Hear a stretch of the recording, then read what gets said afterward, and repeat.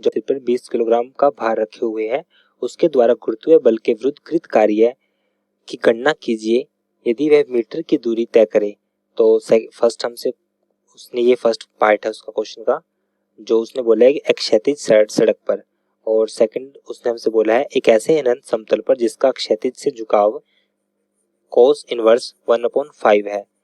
तो अब हम क्वेश्चन को समझते हैं। पहले सपोज मेरे पास ये वो पर्सन है, वो व्यक्ति है जिसका खुद का वजन हमारे पास 55 किलोग्राम का है, उसके ऊपर कुछ भार रखा हुआ है जो कि 20 किलोग्राम का है। जो कितने का है? 20 किलोग्राम का है, 20 किलोग्राम का है। अब इसकी वजह से अब हम इसको क्या करते हैं, पूरे को एक ही सिस्टम मान लेते हैं। अब इसका वजन कितना है? इसका खुद का वजन तो हमारे पास 55 किलोग्राम का है सॉरी, और 20 किलोग्राम का इसने अपन पर बक्सा रख लिया, कुछ डब्बा रख लिया 55 किलोग्राम।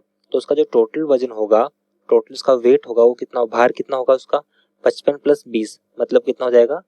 75 जी मेरे पास क्या है? त्वरण है गुरुत्वाकर्षण की वजह से, जिसको मैं बोलूंगा 750 जी की वैल्यू अगर मैं 10 रख दूं तो मेरे पास आएगा 750, ये उसका भार होगा जिसकी यूनिट हम यूज करेंगे न्यूटन।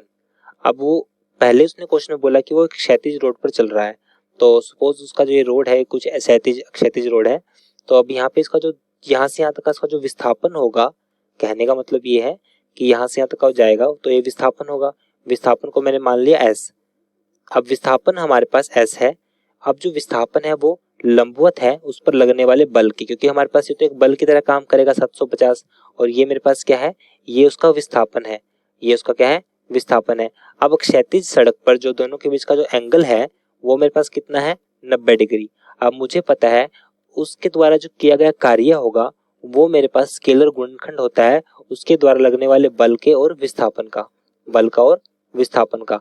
अब हम इस डॉट को हटाएंगे, तो इस बिंदु को हटाएंगे तो यहाँ से हमारे पास आ जाएगा बल विस्थापन गुणा में cos थीटा। अब बल को मैंने बोल दिया F, विस्थापन को मैंने बोल दिया S। यहाँ पे हमारे पास है cos थीटा। थीटा हमारे पास कितना होगा? 90 डिग्री, क्योंकि वो उस पे लंबवत है। तो cos 90 हमारे पास क्या होता है? 0 डिग्री। तो यहाँ से मेरे पास ये सारा, अगर 0 को हम इससे मल्टीप्लाई करेंगे तो मेरे पास जितना भी कार्य होगा वो सारा शून्य हो जाएगा।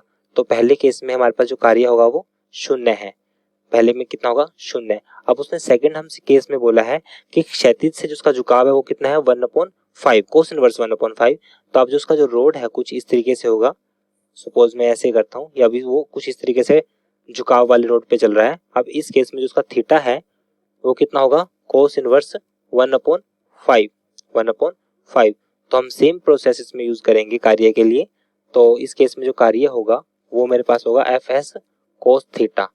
तो Fs cos थीटा हमारे पास क्या होगा? cos inverse 1/5।